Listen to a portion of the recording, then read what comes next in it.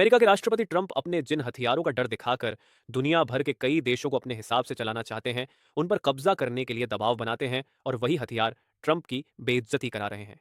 Trump अपने जिन हथियारों को ब्रह्मास्त्र बताकर उन्हें दुनिया भर के देशों को खरीदने के लिए ऑफर देते हैं, अब वही हथियार रूस के हथियार के आगे मिट्टी में मिल जा रहे हैं। आपको बताऊंगा कि कैसे पुतिन के बाहुबली ने ट्रंप के उस आसमानी प्रलय वाले लड़ाकू विमान को एक झटके में ही मार गिराया, जिस पर अमेरिका बहुत गुरूर करता था, जो भारत के दुश्मन पाकिस्तान के पास भी बड़ी तादाद में है। साथ ही बताऊंगा कि रूस की इस कार्रवाई ने कैसे अमेरिका को बहुत बड़ा झटका दे दिया है, जो अमेरिका को बहुत बड़ा नुकसान पहुंचाने वाला है।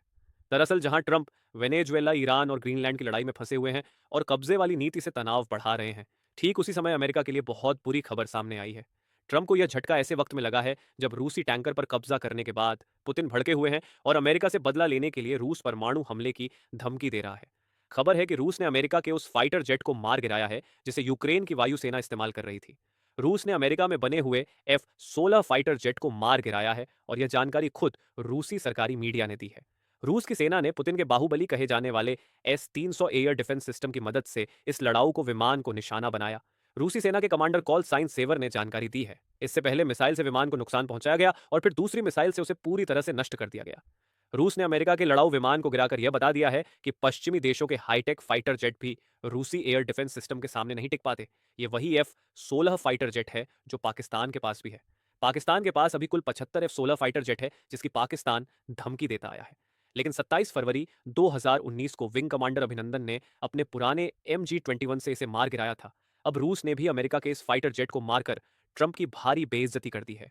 दरअसल यूक्रेन को अगस्त 2024 से अमेरिका और यूरोपीय देशों से F-16 लड़ाकू विमान दरअसल यूक्रेन का अगस्त 2024 से अमेरिका और यूरोपीय देशों से F-16 लड़ाकू विमान मिलने शुरू हुए थे। इन विमानों को यूक्रेन की एयर डिफेंस क्षमता मजबूत करने के लिए तैनात किया गया।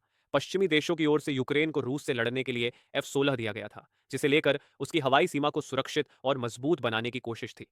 दरअसल रूस की ओर से F-16 गिराए जाना काफी अहम है, क्योंकि यूक्रेन के पास इन फाइटर जेट्स की संख्या काफी सीमित है और हर नुकसान उसकी रक्षा क्षमता पर असर डाल सकता है। और अमेरिका के लिए भी यह नुकसान है, क्योंकि जिन F-16 फाइटर जेट को वो दुनिया भर के देशों को सबसे घातक बताकर बेच रहा है, असल में वो कुबाड़ा है। इसलिए इन्हें कोई भी खरीदने से पहले कतराएगा। देखते रहिए AMA न्यूज। नमस्कार।